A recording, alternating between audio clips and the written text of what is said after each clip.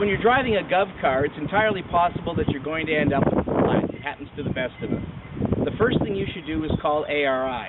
They have a roadside assistance service that can help you if you need it, and you should call your supervisor to let them know what's happened. But there are also some times where you're way back at an orchard or a vineyard, and ARI won't be there for hours and hours, and you might decide that you're comfortable changing the tire yourself.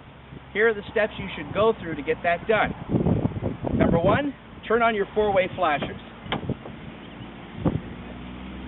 Let people know that you're going to be working around the vehicle, keep you safe. The next thing you need to do, ensure the car's in park. That's obvious if you've got an automatic, but if you've got a standard, it has to be in park. You may also want to engage the parking brake. Then go around to the trunk. Gov cars have a package of safety equipment in there, and one of the things they're going to have are some caution indicators which you can assemble and put around the vehicle to let people know you're going to be working there.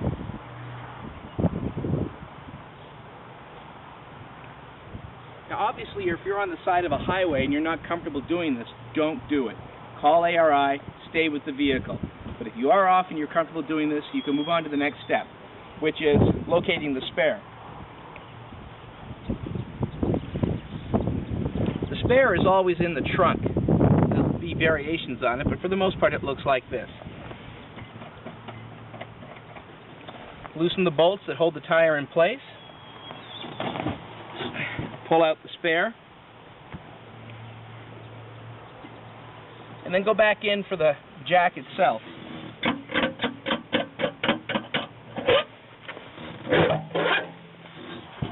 The jack is almost always in some tight piece of styrofoam, so pull that out.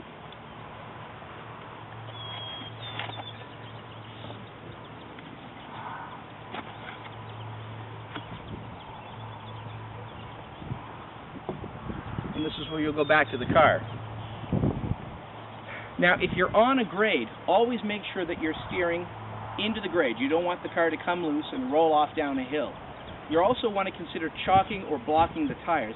We'll show you that on the second vehicle in a moment, but you'll want to put one in front of the wheel and behind. In this case, let's pretend it's the rear wheel here that needs to be changed. Most gov cars have a piece of plastic on the exterior with a small triangle or an indicator as to where you can put the jack.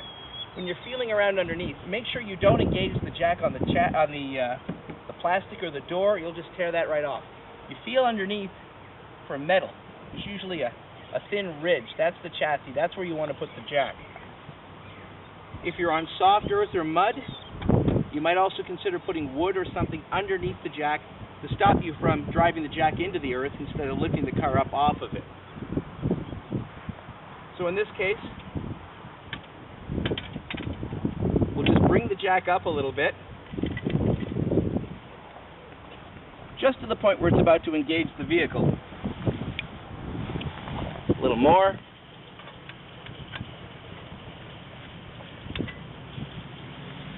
Okay, we've brought the car up just a little bit, but the wheel hasn't left the ground. That's important because when we want to take these lug nuts off, we want to make sure the wheel isn't spinning. We need the weight of the vehicle.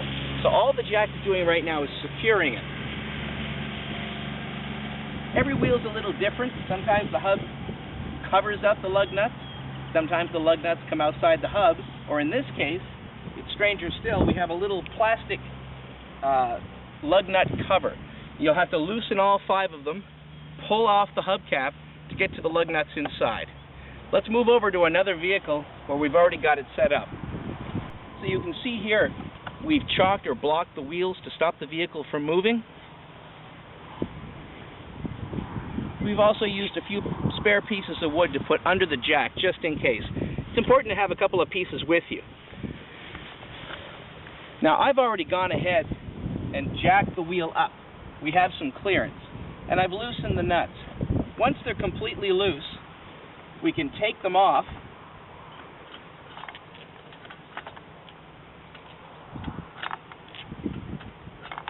and remove the hubcap. Set that somewhere where you won't lose the lug nuts. And then you're ready to remove the wheel. Now at this point, a good thing to do for safety is to take the wheel making sure not to hit the jack, slide it under the vehicle. That way, if you're unfortunate enough to have the jack shift, the vehicle will drop onto the tire and not your foot.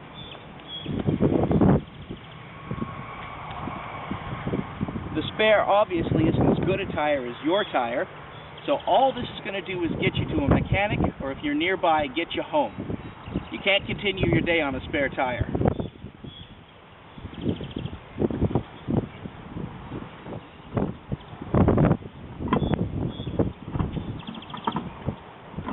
See how it's gone wrong side out? This cup side, you don't want that out. You want the cup side facing in.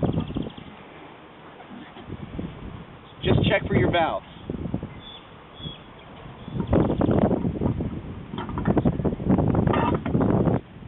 There we go.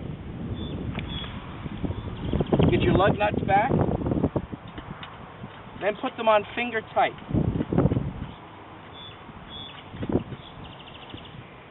Move in an alternate pattern. Don't go around clockwise or counterclockwise.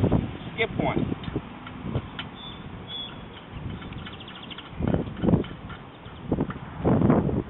When they're all finger tight, you can bring the vehicle back down until the tire just engages the ground. You're going to use the weight of the car again. So pull out your spare, or your hot tire.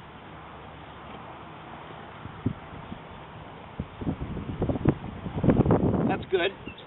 Now the tire isn't spinning freely, and this is where you give it that last good tighten.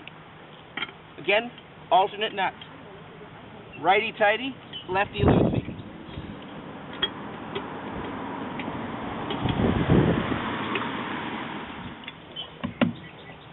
And that's it.